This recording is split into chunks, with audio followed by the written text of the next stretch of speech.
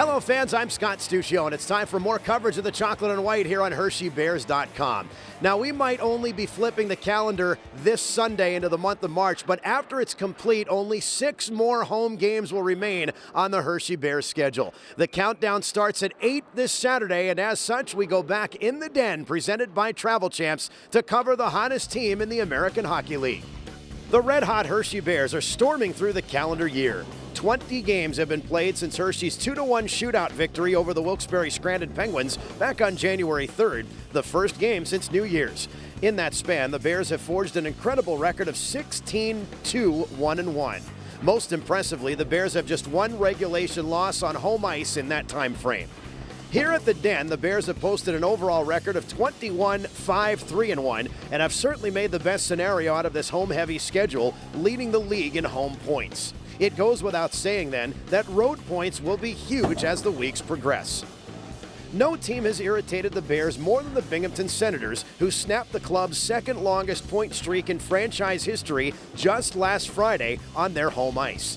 The Bears easily could have been ahead 4-0 or 5-0 after the first period, but with 2 hit goalposts and one really good save by Senators goalie Scott Grenham, Hershey's lead at the intermission was 2-0 on goals by Casey Wellman and Thomas Kondratic. After that point, the Senators rattled off 4 unanswered goals until Philippe Cornet made it a 1-goal game late in the third.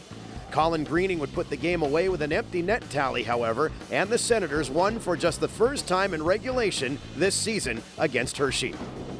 2 points for the Bears in that game would have put a clamp on the East Division lead and very well could have vaulted the Bears to the top spot in the conference. Knowing that, look for the hardest effort of the season by the Chocolate and White when the Bears again visit Binghamton this Friday at 7:05 p.m. The M&C Foreign Car Parts pregame show hits the air at 6:25 this Friday with the game to follow. The Bears will also be visiting Binghamton on 2 of the next 3 Fridays as well. The team will actually not have a morning skate this Saturday to prepare for the Saturday night game with wrestling and basketball going on around the complex. So after a morning meeting and some afternoon rest, the Bears get back at it at Giants Center in the final regular season matchup with the Albany Devils. In the same way that Binghamton has Hershey in a bad mood, so do the Bears have the Devils. Hershey is unbeaten against Albany this season and kept the opponent off the score sheet in both visits to Times Union Center. Justin Peters pitched a shutout on January 9th, while Philip Grubauer repeated the task just 2 weeks ago in a 1-0 victory. Stan Galiev's goal at 13-14 of the second period was the only tally of the contest. Scott Wedgwood put in an outstanding performance in the Albany goal as well, turning aside 26 of 27 shots. But it was not enough as the Bears moved their record over the Devils in the last 5 years to an amazing 17-3-0-1. Another reason to never underestimate Albany is that the club has just 1 win in its last 8 games, a 2-1 decision at Utica last Saturday.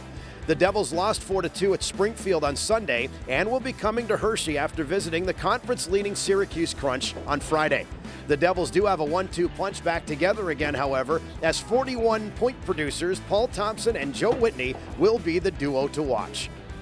The puck drops at Giants Center at 7 o'clock on Saturday between the Bears and the Devils, and the first 8,000 fans get an Ames Janitorial Services rally towel. If you can't make it, and why wouldn't you with only a handful of games left, the pregame show airs at 6:20 on the entire Bears radio network.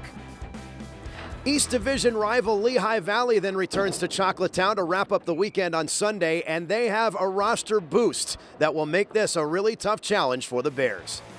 One of Hershey's rare setbacks at home, even though a point was gained out of it, came on February 8th. The Phantoms took 4 separate 1-goal leads in the game, led by the unlikely source of Jay Rosehill, who scored twice. But the Bears managed to answer the call each time on goals by Dane Byers, Stan Galiev, Thomas Kondratic, and Chris Brown.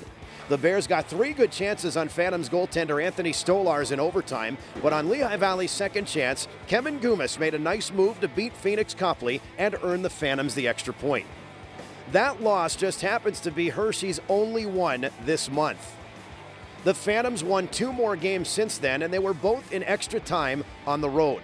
The Phantoms gave the Bears a Valentine's Day gift by taking 1 standings point away from Wilkes-Barre-Scranton in a 5-4 shootout decision, and the next day posted the same score in an overtime win at Springfield. The rivals have dropped 3 straight games at home since that win, and in fact haven't won at Pete PL Center since January 24th. so expect this team to bring its best effort to Giants Center on Sunday. The roster boost at forward includes tough veteran center Darryl Powell, who scored twice in Lehigh Valley's home season opener against Hershey. He's back from a lengthy injury absence. And talented rookie center Scott Lawton, who recently returned from a lengthy NHL recall, has 13 points in 17 games for Lehigh Valley. The entire Bears radio network will carry the Bears and Phantoms' 10th matchup of the season beginning at 4:20.